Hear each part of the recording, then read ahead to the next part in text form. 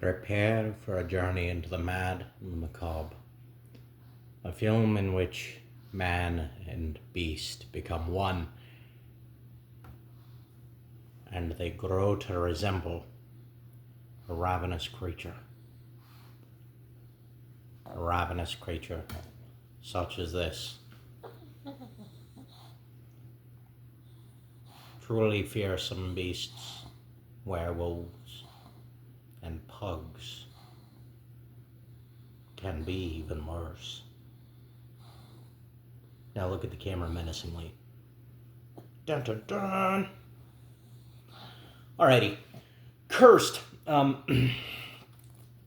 is not that much of a journey to the mad and the macabre. Oh, and also I forgot my intro because I was switching it up today. Oh, hi, Mark. Cursed is, not that much of a journey into the mad and the macabre because it's not a great film. Sorry to spoil the special sauce for you. I don't know what that means, spoil the special sauce. I made that up, and you can tell I did because it doesn't make any sense. It's got good and bad, just like any movie that comes out, usually. So I suppose there's that, and... Oh, God, it's a little uncomfortable sitting here with you on my lap, though, buddy. I'm sorry. It's a stool, man. You can't really... I know. I'm sorry.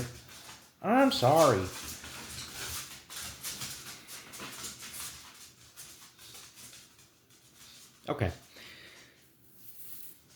Cursed is a 2004 film directed by Wes Craven and starring Jesse Eisenberg and Christina Ricci.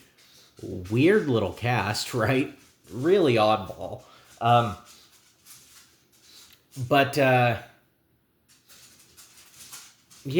it's essentially about a brother and a sister who are out driving one night for some reason. I think she's coming back from work and she picked him up from school. From there, they crash into a werewolf and it attacks them, and now you have a werewolf movie where they're turning into werewolves and they got to figure out how to stop it, blah, blah, blah, blah, blah. So I suppose I'll get into the things that I like about the film.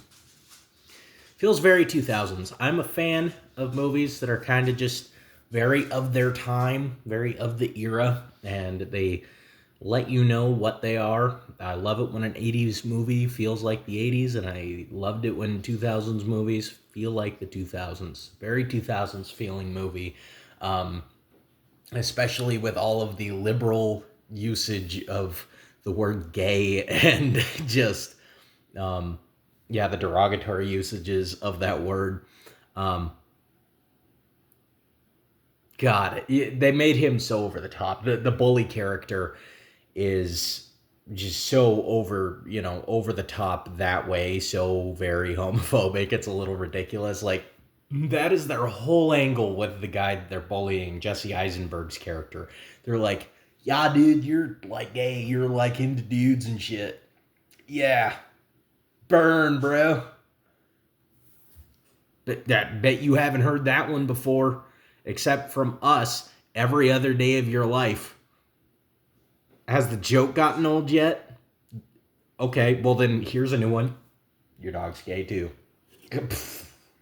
I'm a comedic genius. So yeah, they're not the best characters, the bully characters. They harp so hard on it, and they explore kind of a weird thing where he's like deflecting later in the film and it turns out that he's gay and he was never comfortable with it.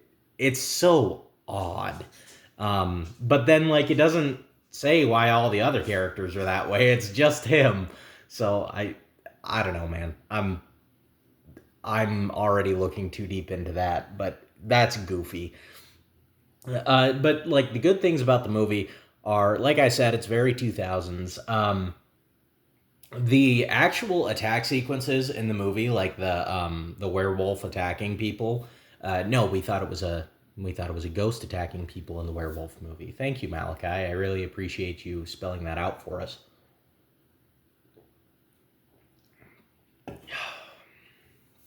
I'm sorry.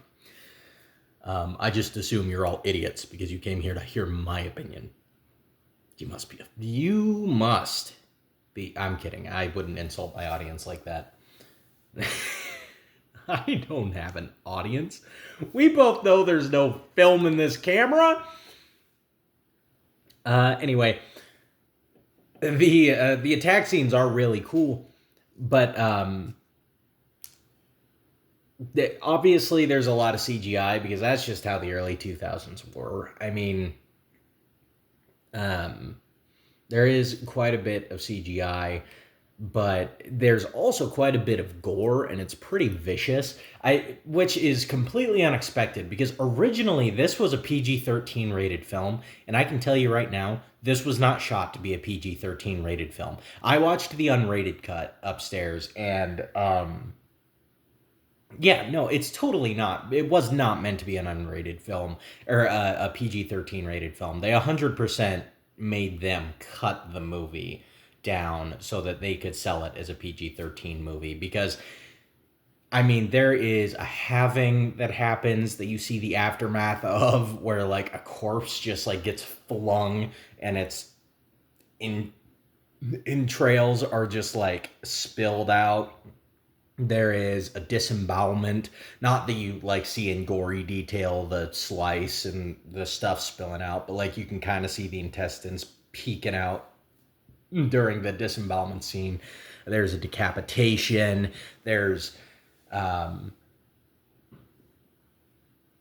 couple of pretty bloody stabbings. There's a dream sequence where there's like a bite into somebody's neck and it just like spews blood like the Evil Dead. I mean, this was not shot to be a PG-13 rated film, guaranteed.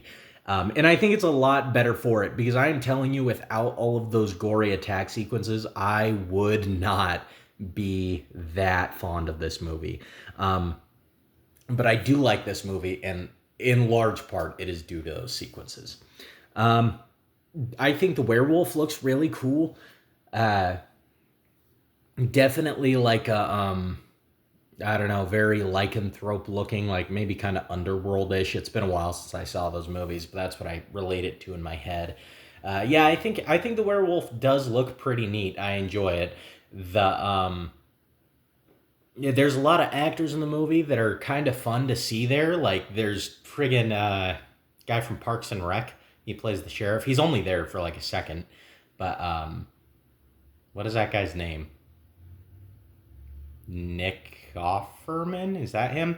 I'm not sure. But anyway, he's there, the Ron Swanson guy with the mustache, and yeah, that's a lot of fun. Jesse Eisenberg, of course, is there. Christina Ricci is there. There's a couple of other familiar faces that I can't quite put my finger on where I know them from, but I know that I know them from something. Another cool thing is there's kind of this museum-ish thing where in the climax of the film, close to the climax of the film, we end up in this thing during like what looks like a Halloween party, but it isn't really because I don't think this movie takes place during Halloween time. But yeah, and that environment's a fun environment for us to be in. For this werewolf movie, it's got a bunch of like wax figures of like Pinhead and Jason, and you know, you just kind of see them in the background. And you're like, oh, that's cool. Now, the cons, I would say, outweigh the pros here. You know, like I said, this is not a great film. And one of the first things you really notice about the movie is that the performances are not amazing. Jesse Eisenberg is not great in this movie. And I'm not a Jesse Eisenberg hater. I think the guy's okay. I even like kind of like him in Batman versus Superman, you know, as Lex Luthor. I'm like, he did something different with the character. It's cool, it's whatever. But here he's very I mean, he's Jesse Eisenberg. Jesse Eisenberg plays Jesse Eisenberg, except for some reason like he's always just like basic Jesse Eisenberg. He's very bad at portraying scared. He's very bad at portraying really anything other than just like his general state of being. And Christina Ricci is kind of the same way here. She comes off as very odd, but not like I don't know, not in like a I'm turning into a werewolf kind of way. She comes off as odd in like a you're just a really weird person kind of way. Um, and I kind of get that from Sleepy Hollow too, which I love Sleepy Hollow, but yeah, I think Christina Ricci might just kind of have an odd screen presence to her, just like Jesse Eisenberg does, but it's a different kind of odd. There's some obligatory research segments in the movie where Jesse Eisenberg's looking up werewolfism on his computer. That is so overdone at this point. It's ridiculous. Probably wasn't that overdone in the 2000s. Actually, you know what? I disagree with the statement that I just made. I should think before I talk. Damn it, Malachi. Get your fucking head in the game.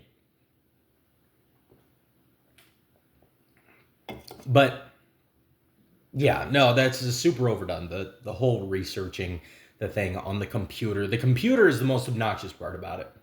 I understand books almost, but like there's a psychic character in there that I feel like they didn't do anything with. I feel like they could have like gone to her and asked her a few questions instead of having, I'm gonna look it up on Google. Let me just hop on Bing real quick. So that's kind of stupid. I say it's kind of stupid, but like it's understandable. I get it. It's just something that's like I've seen it so much that it's kind of annoying at this point. The movie is really predictable. On top of that, it is just completely within the first, I think, 20 minutes. I was like, "That's the werewolf." You know who the werewolf turned out to be? The guy that I pointed at. And there is kind of a twist-ish where there's like another werewolf, and that actually wasn't who I thought it would be. So I guess there's that, but yeah, no, I called the main werewolf of the film then the first fucking 20 minutes, maybe even less. Um, there's also a trope in this movie that I really dislike, and that's kind of this nice girl trope with Jesse Eisenberg's love interest. I hate in movies when the nice girl is dating the douchebag. That doesn't make any sense. It might happen in real life, but like if that happens, that's not a nice person. Like that's not a good person. If you're just dating this douche who's consistently a douche to everybody and it just walks around being mean for the sake of being mean, and you just kind of sit there and put up with it, like she has no reason to go for this guy in this movie. She just sits there as his arm candy, and every once in a while she's like, oh my god, stop. Jay, Christopher, come on, seriously, you're being so totally uncool. It's like, okay, do something about it. Leave. Maybe you think so? Because personally, if my fiance was out there just like pushing a kid down and like trying to punch him in the face and calling him slurs all the time, I wouldn't be like, oh my god, stop. I'd be like, this is unacceptable. You're gonna stop this or we're done. Like, what do you mean? So that's really stupid. And that's in a lot of movies. That's not just this one. It's just a trope I hate across the board. Um, the end scene of this film, because we are reaching the end here. Um, the end scene of this movie is so drawn out, it's ridiculous. We start in the that club, that museum sort of thing that I was talking about, that seems like it should be the climax. That's what feels like the climax. That's where the movie culminates and everything seems to like boil up to a fucking, you know. Man, I wish I was more thinky. I sure wish I had more than fancy words. But everything kind of comes together, and it feels like this is the explosive ending of this movie, and then things die down. You're like, okay, well, this is like the end. And then it kind of does that fake ending thing where it's like, oh, that wasn't really the ending, because now here's this. And that works some places. I don't really think it worked here. Just because, in my opinion, that scene already felt drawn out. Maybe it's because I wasn't having the most fantastic time with this movie. Like I said, it's not a fantastic movie, but the whole ending felt very, very drawn out. There is a monologue that happens at the very end. The bad guy cannot stop monologuing, and you just want him to shut his fucking mouth and get on with it. But yeah, that's probably one of this movie's greatest sins. Is I started checking my watch a lot towards the end. Although there is some cool stuff that happens at the end. There's a couple of funny gags that happen towards the end too, which I guess I won't spoil since I've kept this relatively spoiler free. So why start spoiling stuff now? But and then I guess the final con, and it's not really a con per se. Depends on how nitpicky you are.